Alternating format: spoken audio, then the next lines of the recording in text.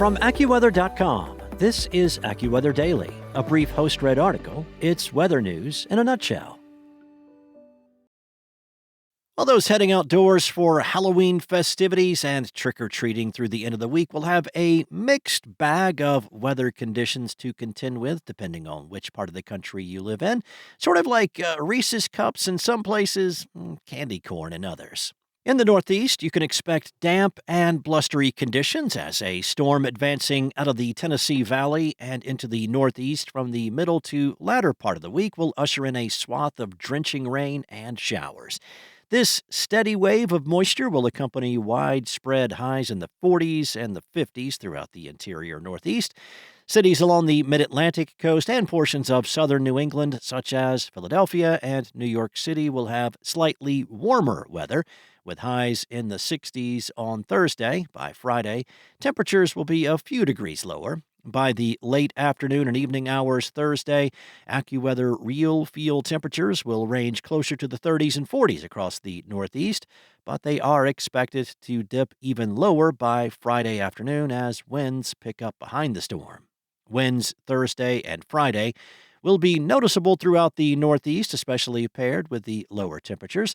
AccuWeather's senior meteorologist Bob Larson said that in order to brave the blustery conditions, well, you might want to head outdoors with an extra layer or two.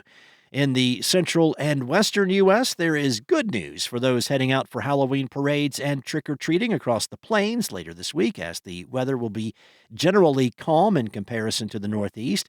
While there could be some breezy conditions on Thursday in the Dakotas and surrounding north-central states, dry weather is expected to prevail from Nebraska on southward through Friday. A shower or two could dampen locations from North Dakota into the Great Lakes region. Farther west, there will be chances for rain and showers in the Pacific Northwest starting Friday as a storm advances onshore, affecting cities such as Seattle and eventually Portland into the weekend. Winds are expected to pick up along the immediate coastline, however. Gusts above 25 miles per hour are not likely to extend too far inland across western Washington and northeastern Oregon. As a reminder, you get to cash in on an extra hour of sleep this weekend as daylight saving time ends on Sunday. Drier weather is forecast for much of the Northeast on Sunday, although a lingering breeze may still keep conditions on the chilly side.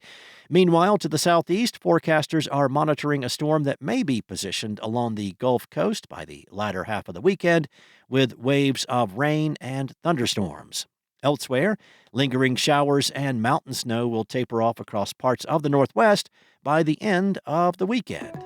That's all for now. You can find more regional forecasts and science-based articles at AccuWeather.com. And for your local forecast at your fingertips, download the AccuWeather app. Enjoy the rest of your day. Be safe. I'll be back tomorrow with more from AccuWeather.